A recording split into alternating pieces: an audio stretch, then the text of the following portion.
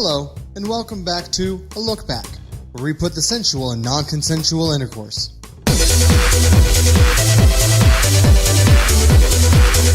Anyway, we all know the NES or famicom as it's known in the East, and after it was discontinued, a lot of countries held on to the 8-bit system and continue to make money off its hardware even to this day.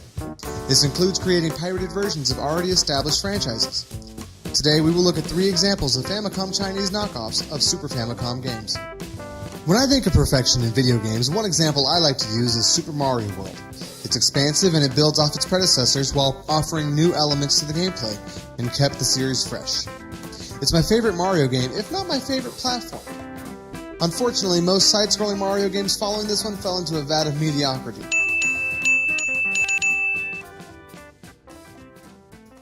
But none of these can compare to the unfortunately existing Super Mario World for the Famicom.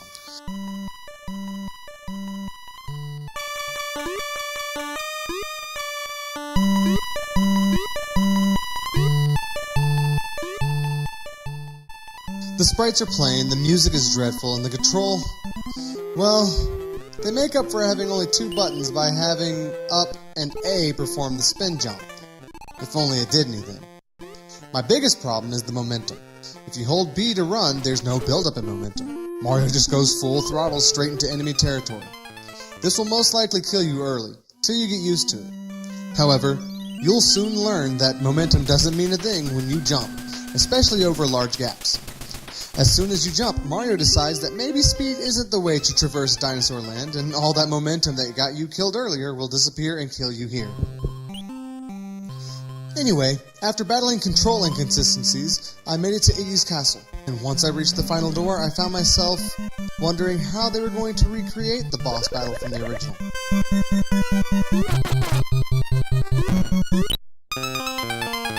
Oh. By having half of the Reznor boss flickering around and killing you by glitch. I eventually overcame the bugs and defeated him. Right? Yep, the game messed up again, only this time keeping me alive rather than killing me.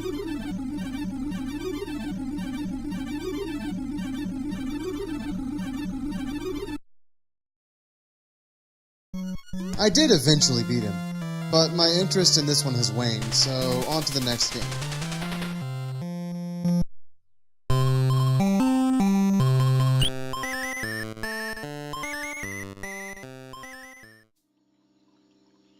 If Mario perfected platforming in the 16-bit era, then Donkey Kong Country took it a step further with its sequel raising the bar once again. But just like Mario, the first 2 Donkey Kong Country games got an unlicensed, unimaginative, and uninspiring Famicom version. The control is tighter on both games, and they're both actually playable.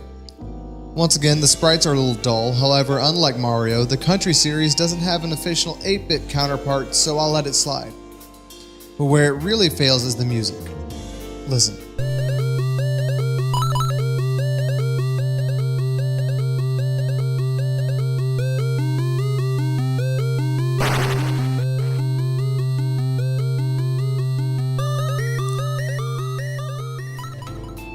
Now, I'm not expecting Konami or Capcom quality, but I know that the Famicom is capable of more than this. I don't have much more to add regarding the sequel, also known as Super Donkey Kong 2 here. It plays similar to the first one, the music is a little better, but it suffers from 2 major flaws. 1, there is no Dixie, so one hit you're dead, despite the fact that she's on the title screen. 2, there's 3 levels. That's it. 1, 2, 3, end. This is clearly unfinished, which is unfortunate because this is the one I was actually looking forward to the most. And the ending is extremely depressing.